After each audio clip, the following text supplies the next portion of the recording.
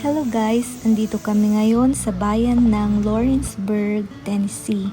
Ito yung madalas naming puntahan halos taon-taon para mag-camping or maglaro lang ng buong araw sa maliit nilang ilog.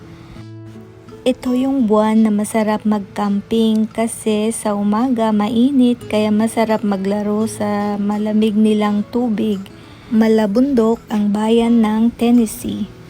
Kaya naman super maganda ang mga tanawin, maraming mga kahoy at super malinis. Meron din silang mga palaruan para sa mga bata.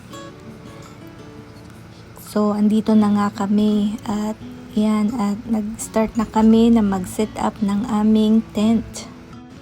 Mga hapon na nung nakarating kami dito kaya naman ang lahat ay nagsisimula ng magutom. Kaya naman ang aming mga asawa ay naghanda na ng aming paglulutuan. Kasama nga pala namin yung kasamahan ng asawa ko sa trabaho at dinala din niya ang kanyang pamilya.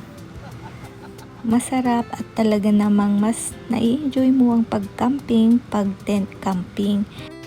Yun nga lang guys, nako sobrang pagod kasi feeling mo kailangan mong dalhin lahat ng laman ng iyong bahay. At heto na nga yung naihanda kong chicken kebab na namarinate ko overnight bago kami nagpunta dito. Ayan, at mukhang gutom na ang mga bata at buti na lang ay meron din kaming watermelon na kanilang kakainin muna habang inaantay ang aming ulam.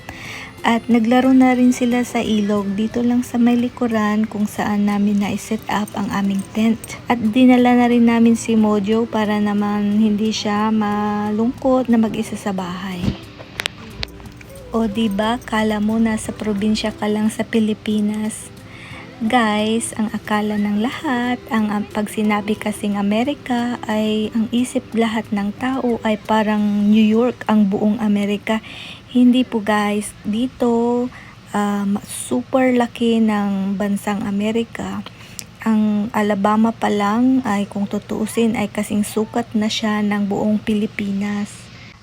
At heto na nga guys, yung pinaka-paborito ko dito pag namamasyal ako dito, naguhuli kami ng crawfish. Para lang siyang hipon. Pero wala kasi siyang gaanong karne kaya hindi mo masyado siyang nai-enjoy. Kaya ang ginagawa ko ay talagang iniihaw ko siya sa may apoy at para maging crunchy. At talaga namang lumalabas ang pagka-probinsyana ko pag nandito ako sa mga lugar na ganito guys. Kasi talagang wala kung kaarte-arte kakainin ko yan. At syempre ang aking asawa ay tuwang-tuwa naman na pinapanood lang ako nag-enjoy, nag-ihaw at tinitikman itong mga nahuli naming crawfish.